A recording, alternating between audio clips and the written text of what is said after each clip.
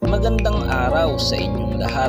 Paano kung ang maliit na espasyo sa harapan ng inyong bahay ay maaaring gawing isang negosyo na nagbibigay ng dagdag na kita araw-araw?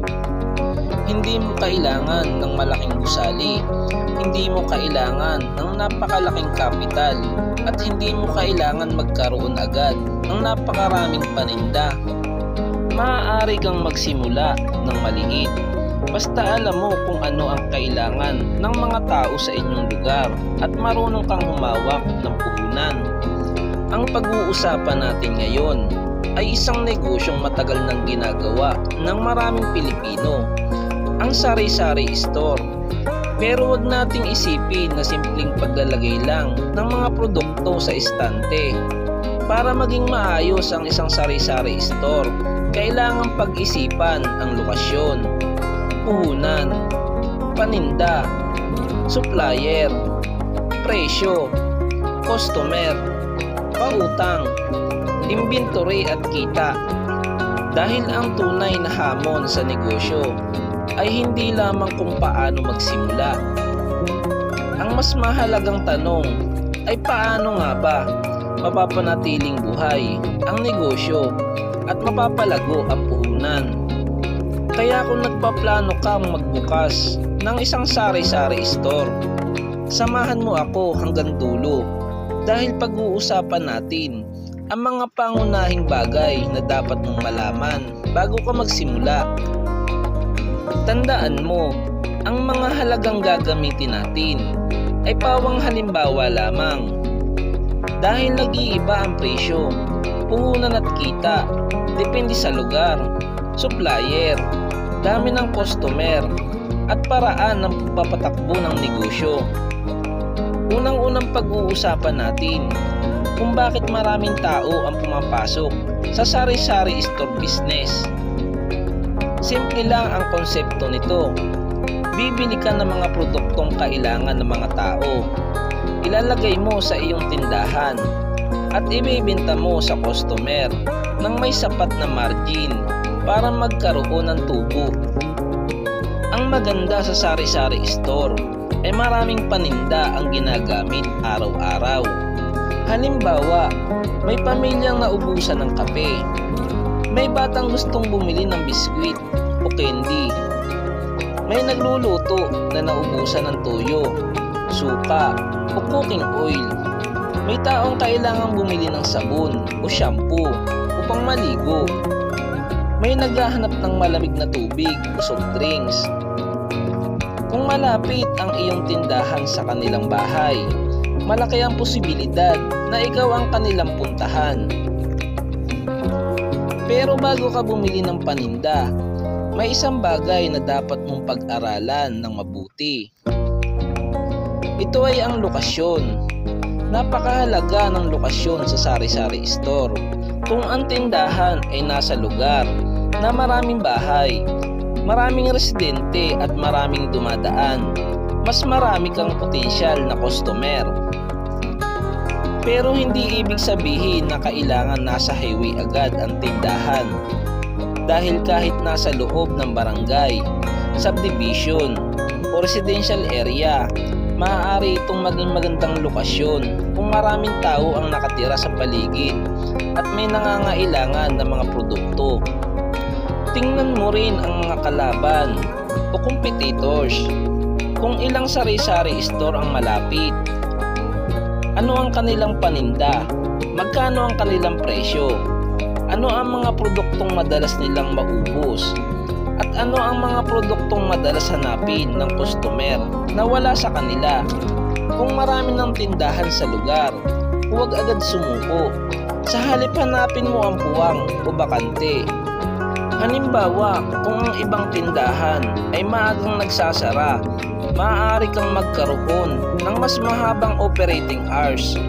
Kung ligtas at praktikal, kung kulang ang kanilang paninda, maaari kang magkaroon ng mas kumpletong basic necessities. Kung walang malamig na inumin, maaari kang mag-focus dito. Ang mahalaga ay magkaroon ka ng dahilan kung bakit bibili sa iyo ang customer. Ngayon ay pag-uusapan naman natin ang tungkol sa puhunan. Hindi kailangan ng isang fixed amount para makapagsimula ng sari-sari store. May mga tao nagsisimula sa maliit na puhunan. Halimbawa, 5,000 pesos. Ang iba naman ay 10,000 pesos. Mayroon ding 20,000 pesos hanggang 30,000 o higit pa. Kung maliit ang puhunan mo, huwag mong piliting gawing parang malaking grocery ang iyong tindahan. Magsimula ka sa mga pangunahing produkto. Mas mabuting kaunti, mabilis ibenta, kaysa napakarami pero nakatingga. Halimbawa, kung mayroon kang 10,000 pesos na puhunan, hindi kailangang gastusin lahat sa unang araw. Magtira ng working capital. Kailangan mong magkaroon ng perang pangsukli. Kailangan mong magkaroon ng perang pambili ng bagong stock. At kailangan mo rin ng kaunting reserba para sa mga hindi inaasahang gastos. Ito ang isang pagkakamali ng ilang bagong negosyante dahil ginagastos nila ang buong kapital sa paninda. Pagkatapos, kapag may mabilis maubos na produkto, wala na silang cash para mag-restock. Kaya tandaan, hindi lang paninda ang puhunan. Kailangan mo rin ng cash na pang-ikot. Ngayon, ano ang mga produktong dapat mong unahing bilhin? Unahin mo ang mga produktong ginagamit ng mga tao araw-araw. Halimbawa, kape, instant noodles, biskuit, chips, candy, dilata, asukal, asin, cooking oil, soy sauce, vinegar, seasoning, sabon, detergent, shampoo, toothpaste, tissue, bottled water, soft drinks, bigas, at iba pang pangunahing pangangailangan depende sa iyong lugar. Pero huwag kang mag-stock ng sobra. Halimbawa, mayroon kang 10 klase ng biskwit, pero 2 lamang ang mabilis maubos. Hindi kailangang pantay-pantay ang stock. Dagdagan mo ang mabilis maibenta at bawasan mo ang mabagal. Ito ang tinatawag na fast-moving products. Napakahalaga nito dahil gusto mong mabilis umikot ang puhunan. Kung meron kang produktong 1,000 pesos ang halaga at 3 buwan bago maubos, ibig sabihin mabagal ang ikot ng puhunan. Pero kung meron kang produktong 1,000 pesos ang stock at nauubos sa loob ng 1 linggo, mas mabilis ang ikot ng puhunan. Kaya dapat mong obserbahan ang customer. May mga produktong maaaring hindi mo naisip na ibenta, pero biglang hinahanap ng mga tao. Kapag paulit-ulit na may customer na nagtatanong ng isang produkto na wala ka, isulat mo ito. Subukan mong bumili ng kaunting stock. Kapag mabilis maubos, saka mo dagdagan. Sa ganitong paraan, ang inventory mo ay lumalaki base sa tunay na demand. Ngayon naman ay pag-uusapan natin ang supplier. Kung gusto mong maging competitive ang presyo, kailangan mong matutong maghanap ng magandang supplier. Maaari kang magkumpara ng wholesaler, distributors, at iba pang mga lehitimong suppliers. Huwag agad bumili sa unang supplier. Magtanong muna, magkano kapag 1 piraso? Magkano kapag 1 box? May discount ba? May delivery ba? May minimum order ba? At paano kung may damaged product? Mahalaga ding tingnan ang expiration date, lalo na sa mga pagkain at inumin. Huwag bumili ng napakaraming stock dahil lamang mura. Baka hindi mo naman maubos bago mag-expire. Tandaan, hindi lahat ng murang produkto ay magandang puhunan. Mas mahalaga ang produkto na may demand at kayang maibenta sa tamang panahon. Pagdating naman sa presyo, kailangan mong maging maingat. Halimbawa, bumili ka ng produkto na 10 piso ang halaga. Kailangan mong alamin kung magkano ang reasonable selling price nito sa inyong lugar. Tingnan din ang presyo ng ibang tindahan. Tingnan ang iyong tunay na cost. At isaalang-alang ang delivery, transportasyon at iba pang gastos kung mayroon. Huwag din isipin na ang lahat ng difference sa presyo ay pure profit. Halimbawa, bumili ka ng produkto 10 piso at ibinenta mo ng 12 piso. Mayroon kang 2 pisong diferensya. Pero mayroon kang ibang gasto sa negosyo. Kaya mahalaga ang tamang computation. At dito pumapasok ang record keeping.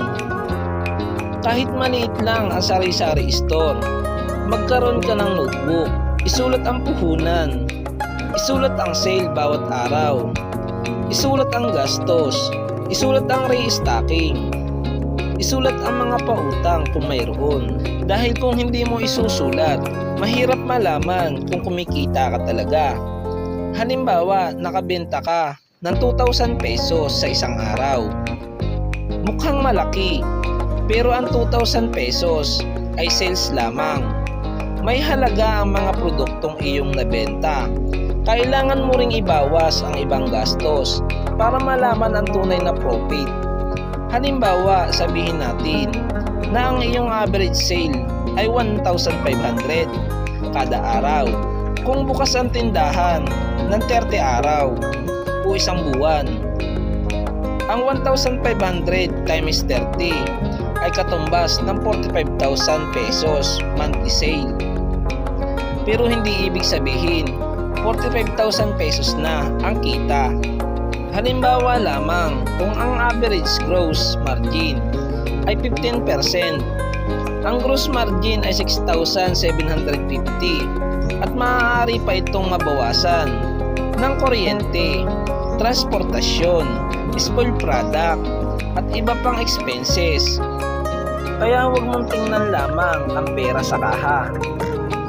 Kailangan mong malaman kung magkano ang sale, magkano ang cost, at magkano ang tunay na profit. Ngayon pag-uusapan naman natin ang isang malaking problema ng sari-sari store. Ito ay ang pautang. Madalas nating marinig, utang muna, bayaran ko pag sweldo, sa susunod na linggo ko bayaran. At kapag kaibigan o kapitbahay, mahirap minsan tumanggi.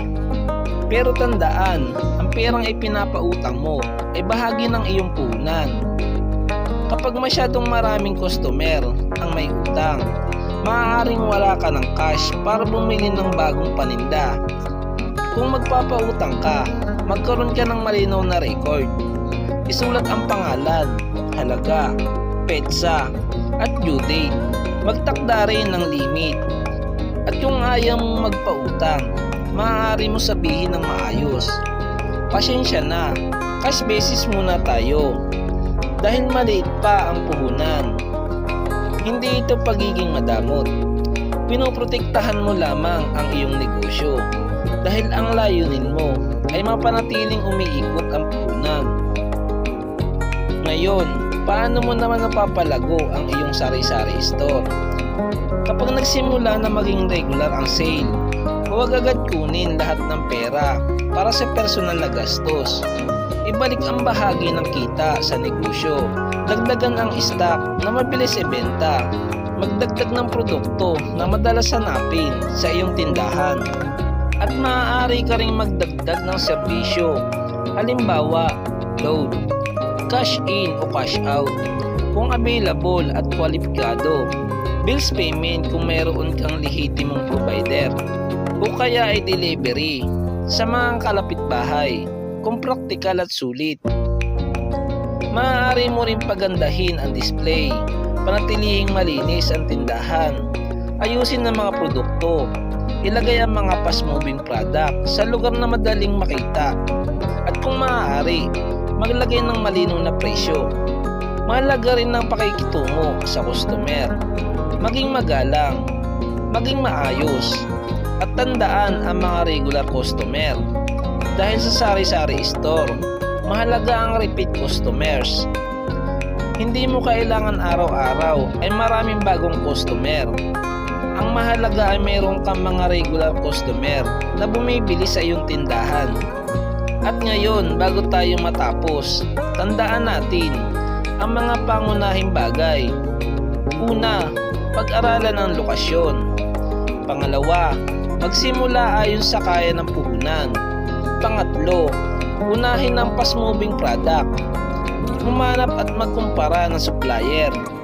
Panlima, magpresyo ng tama. Panganim, magtala ng sale, gastos at inventory. Pampito, kontrolin ang pautang.